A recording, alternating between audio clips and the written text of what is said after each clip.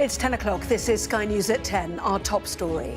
Too little, too late. A damning report says government failure to respond quickly enough to the COVID pandemic cost 23,000 lives. The inquiry accuses Boris Johnson of being unprepared, locking down too slowly, and of presiding over a toxic and chaotic culture. We now know that many of our family members would still be alive today if it wasn't for the leadership of Boris Johnson and his colleagues. Also tonight, Ukraine says it's received a draft of a peace plan from the US as the EU stresses it must be involved in any talks. A privilege to be earned, the Home Secretary sets out plans which would see legal migrants having to wait up to 20 years to stay in the UK for good. Sky News understands that Keir Starmer is planning to visit China in the new year against a backdrop of claims of espionage in Parliament. And a first taste of winter, a cold snap grips parts of the UK, making driving conditions treacherous and forcing schools to close. Plus, we'll take a first look at tomorrow's front pages. That's coming up in our press preview from 10:30 right through to midnight.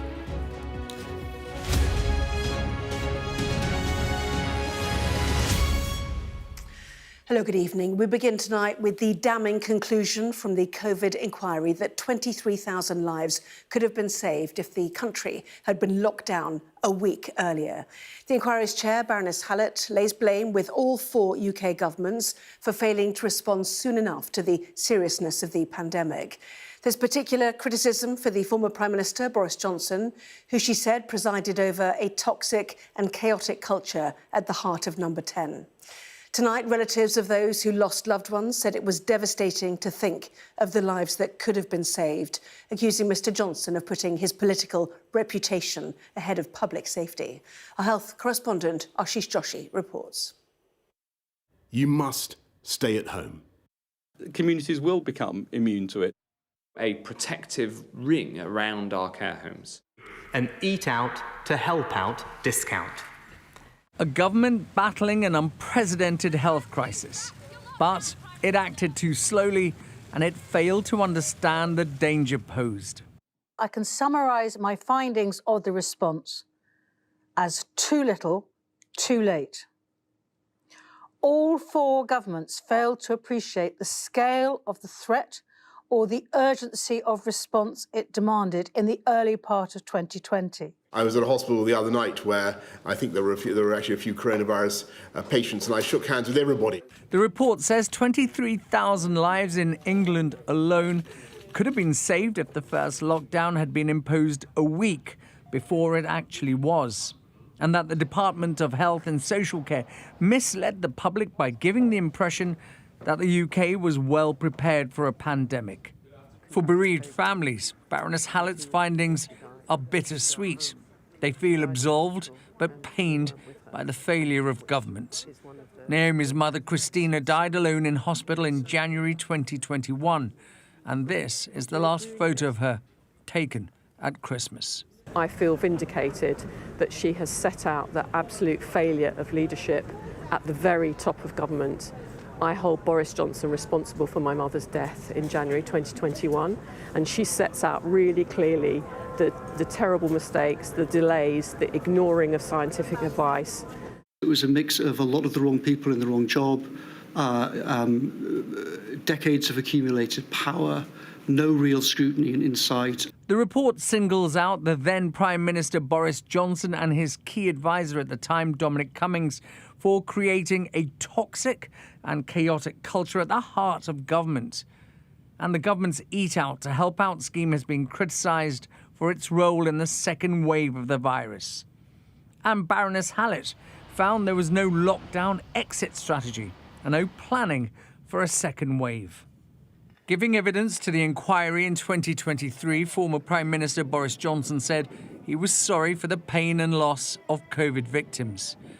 Boris Johnson's chief advisor, Dominic Cummings, has led criticism of the inquiry, calling it a mix of cover-ups and rewriting history. But this scathing report will provide bereaved families some of the answers and culpability they've long asked for. while it will bring them no comfort, it may even cause them more distress, it will bring them closer to understanding why the UK's response to this unprecedented health crisis was so poor. Baroness Hallett has made 19 key recommendations, including clearer public health messaging and a greater scrutiny of emergency powers. Too late for the almost 227,000 people who died in the UK with COVID-19 on their death certificates. But making sure more lives can be saved when the next pandemic strikes. Ashish Joshi, Sky News in Westminster. Well, some damning conclusions then on the government's response to the COVID pandemic. Our deputy political editor, Sam Coates, has been taking a closer look at some of the findings of the public inquiry. And here it is, the COVID inquiry report into the politics of the pandemic, 800 pages. The entire inquiry comes at a cost of £200 million. Now, the moment this dropped today, it turned out that Keir Starmer said he'd already put in train some changes, didn't wait to see what was in it. But lots of people will be studying what's in this very closely. Let's take you through some key bits. Now, the central charge is that government was too slow to lock down, and that cost lives. Mandatory lockdown should have been imposed 1 week earlier, says the report. Deaths in England in the first wave, up until the 1st of July 2020, would then have been reduced by 48%, which it says equates to approximately 23,000 fewer deaths. That's an eye-catching headline figure for this report. So what went wrong? Well, this report identifies two things. It identifies the people and some of the structures in Whitehall. The Prime Minister of the day, of course, being Boris Johnson. And it says Boris Johnson's own failure to appreciate the urgency of the situation was due to his optimism that it would amount to nothing. I think some themes that long-time students of Boris Johnson will be familiar with. And they said it was compounded by misleading assurances that he received from the Cabinet Office and the Department for Health and Social Care that the pandemic planning was robust. So how did this happen? How did government departments get their information and their communication so wrong? Well, a lot of this is about politicians who have left the front line. But this figure, Chris Wormald, is the top civil servant in Keir Starmer's government. And he was at the heart of the pandemic because he ran the health department at the time of the pandemic. So criticism of him matters. And it says it was Christopher Wormald's responsibility to rectify the over-enthusiastic impression that Matt Hancock, Health Secretary of the day, had given to 10 Downing Street. The inquiry has seen no evidence that Chris Wormald took such action. So the Health Secretary was saying it's going to be fine. That wasn't true. Why doesn't the guy now running the civil service step in? That's the question raised by the report. And they go on to say a bit more. Matt Hancock's unjustified assurance to 10 Downing Street and the Cabinet Office that the Health Department was managing the crisis effectively, and Sir Christopher Wormald's failure to rectify these assurances obscured the reality and the need for more actions. The implication there is that the guy at the head of the civil servants right now should have acted earlier, could have potentially saved lives. Will Downing Street act on this? Will he continue to be the top Mandarin? I suspect Keir Starmer's going to try and duck any action on him, but we will see in the coming days. But of course, they are not the only people who are still in government. A couple of other names that will be familiar to you. Chris Whitty and Professor Patrick Vallance, the two scientists who were the face of the pandemic. But there's some criticism directed at them. And it matters because Patrick Vallance, now Lord Vallance, is a minister in this Labour government. And the report says that they concluded and advised that the public would not maintain compliance with restrictions over a long period. In other words, initially they weren't advising for a lockdown. This concept of behavioural fatigue had no grounding in behavioural science and proved damaging given the imperative to act more decisively and sooner. In other words, the recommendation of the scientists wasn't based on the science. And again, the government didn't lock down. Will that mean any consequences for Professor Vallance? We will see. So far, no word from Number 10. But the question with these expensive reports that go into many, many chapters and volumes is, will they make ultimately a big difference? Now, quite a lot of the recommendations that I've gone through suggest that the inquiry chair just thinks that things should be done better and quicker. Look at this recommendations. Leaders must work constructively within their own governments and across the four nations. Political differences should not be a consideration at a time of national emergency. That's a recommendation.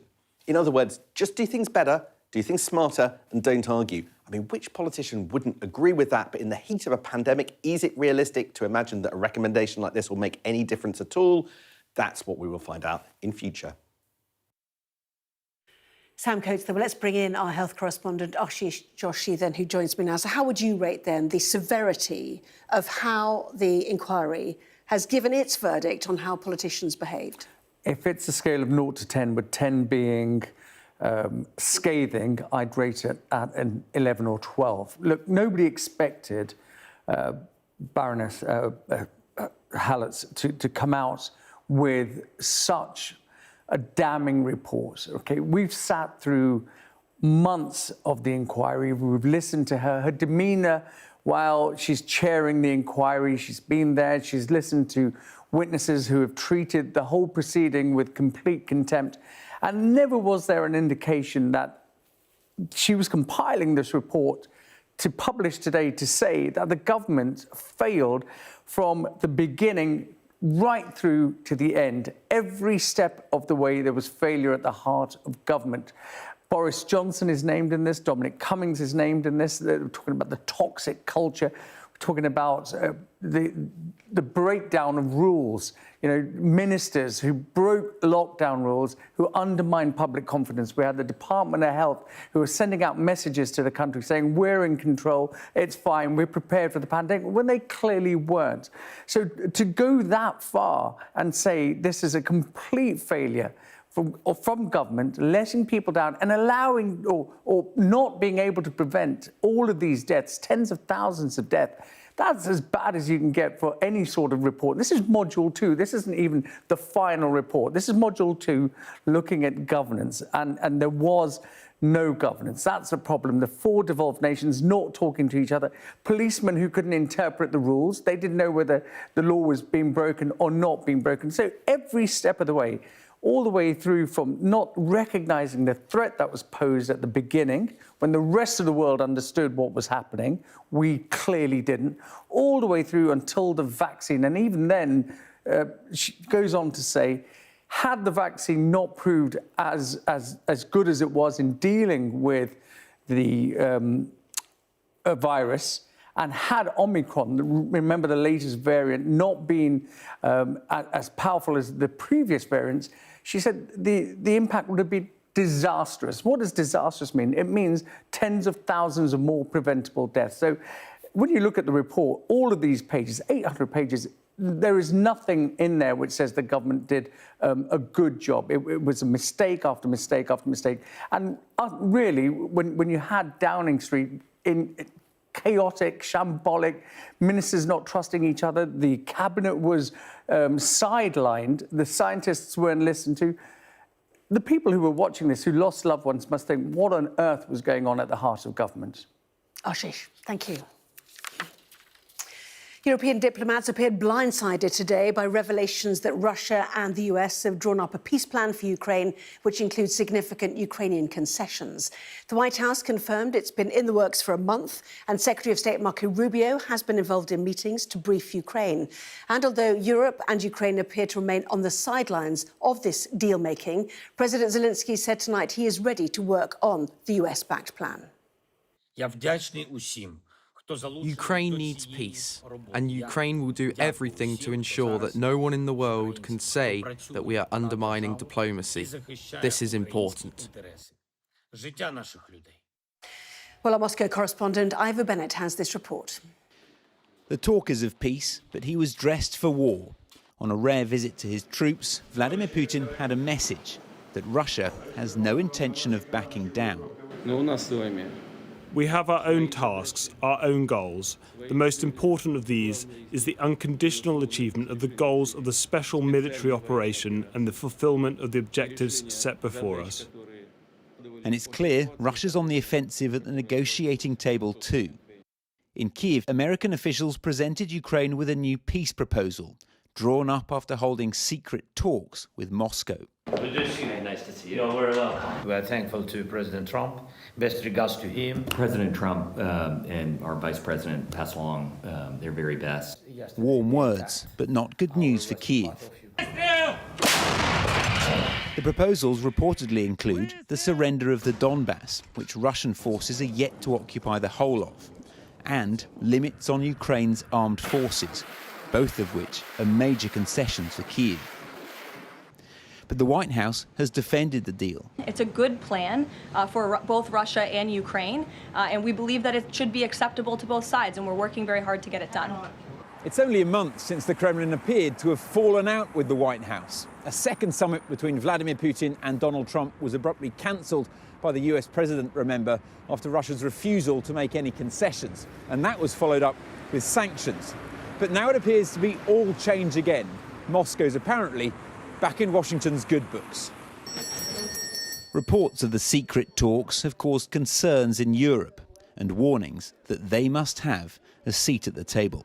Of course, for any plan to work, it needs Ukrainians and Europeans on board. So this is very clear.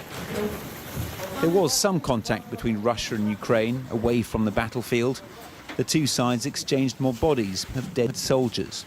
But when it comes to peace talks, Kyiv is being kept at arm's length. Ivor Bennett, Sky News, Moscow.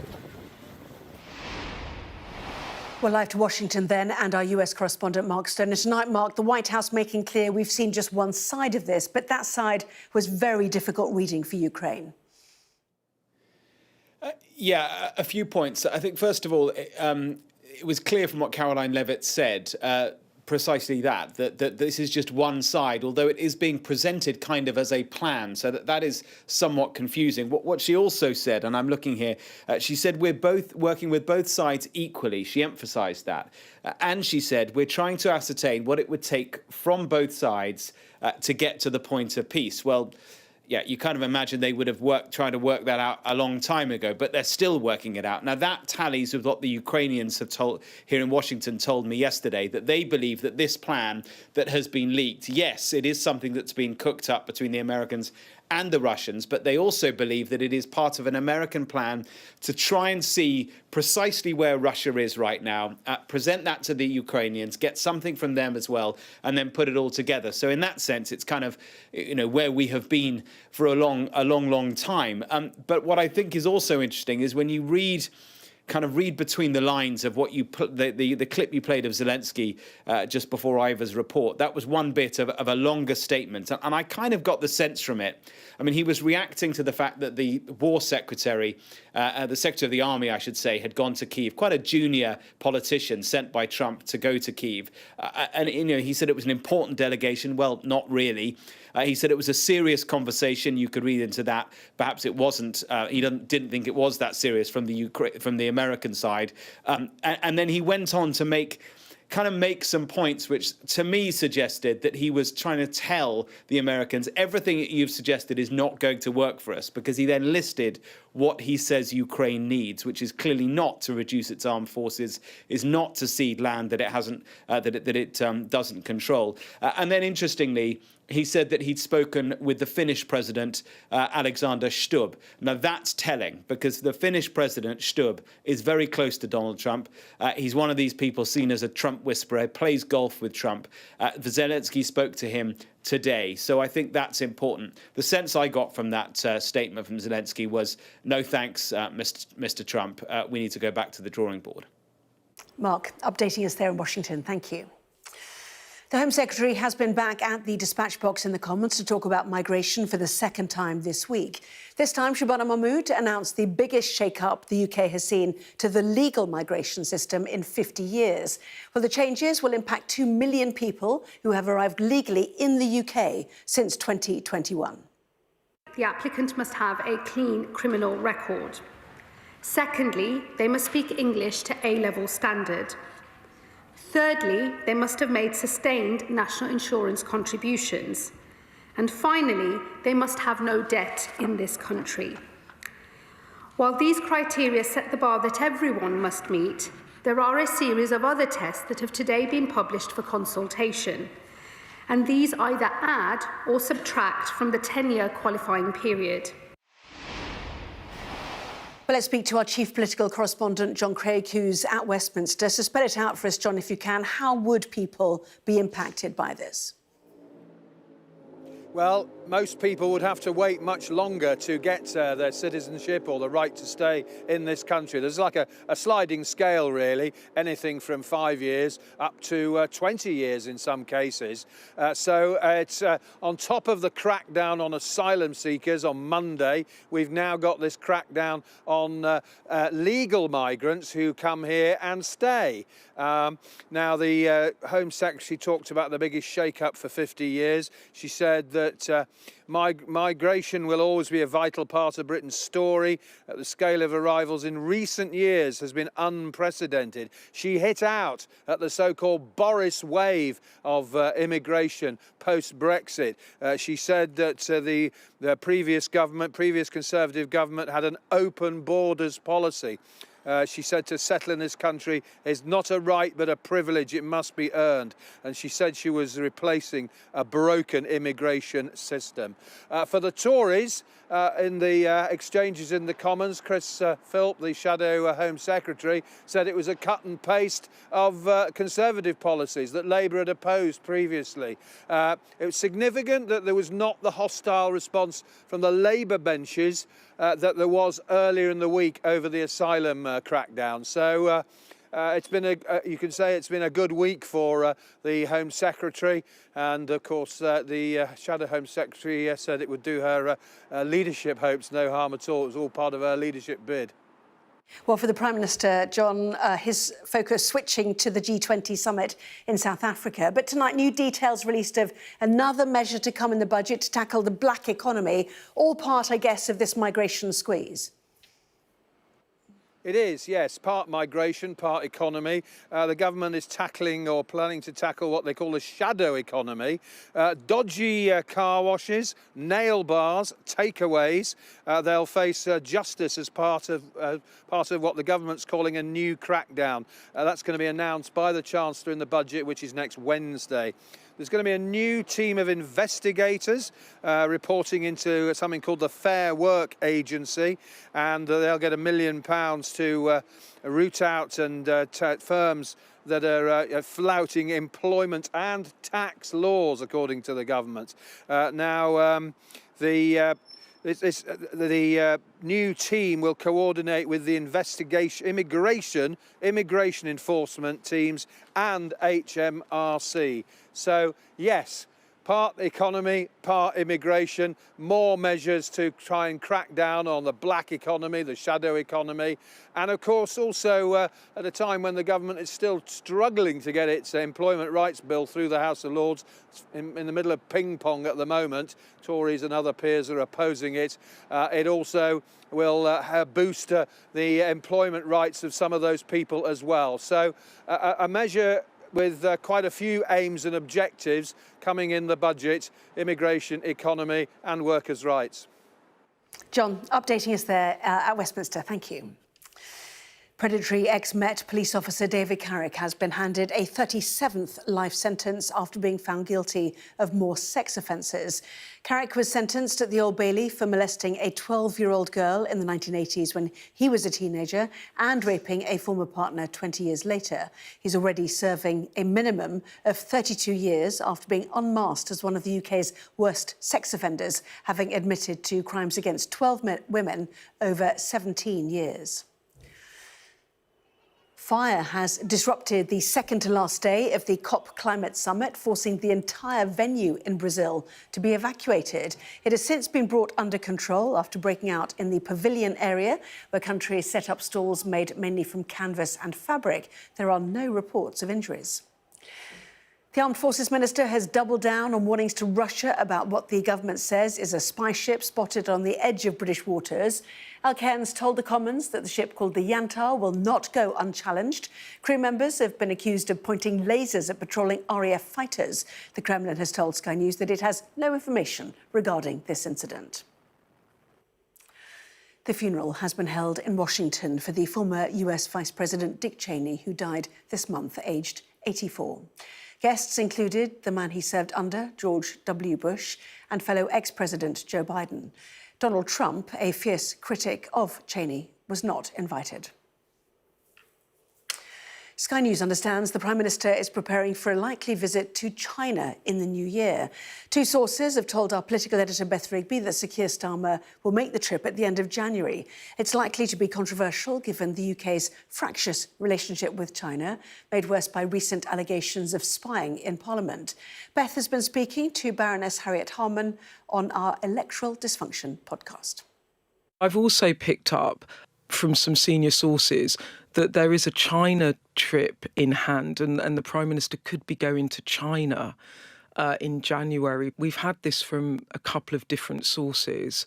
As I understand it, it's not been confirmed, but I guess until they get on the plane, these things are never confirmed. But, you know, they might not really want people talking about the Prime Minister going to China, given the backdrop of some of the China spy case and all of those allegations and all that controversy around China in the UK, the big super embassy. But Harriet, what do you think? Like, the Prime Minister should be going to China, shouldn't he, given that we economically want to grow ties with China? What do you think? I think he should, but I think there's no naivety around the government about, although there's opportunities to cooperate with China on climate change, on trade, that there's also major challenges that they've got to be wary of. So I think they'll be going, but with eyes wide open. And you can listen to the Electoral Dysfunction episode in full from 6 a.m. tomorrow. Just scan the QR code on your screen.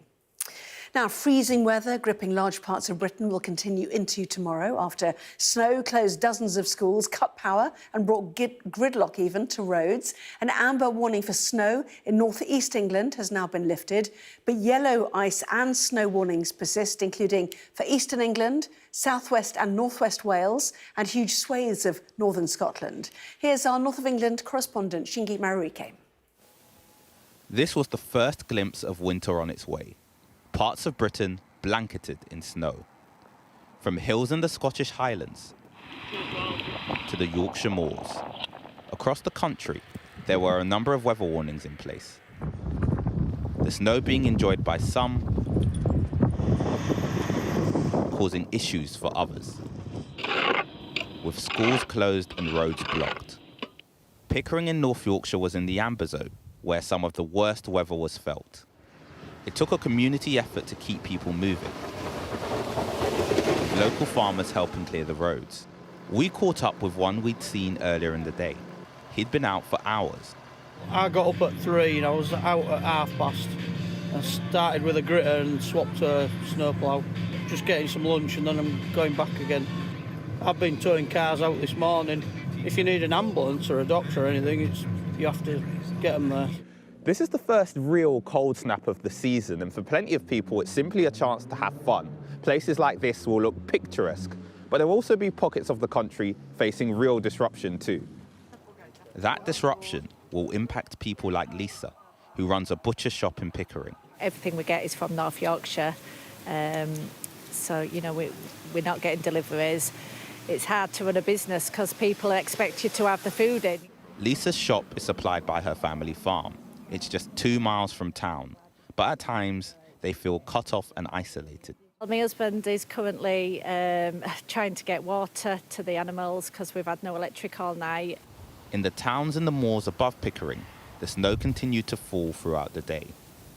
For more remote communities like here, that will mean contending with power outages and more potential disruption until the snow begins to fall over the weekend.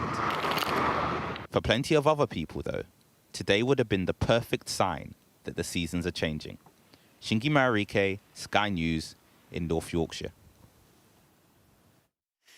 Well, that was Sky News at 10. Coming up, we'll take a first look at tomorrow's newspapers in the press preview. Tonight, we're joined by the Liverpool Echo's political editor, Liam Thorpe, and the former Conservative MP, who's now chair of the Women's Business Council, Mary McLeod. Welcome to both of you.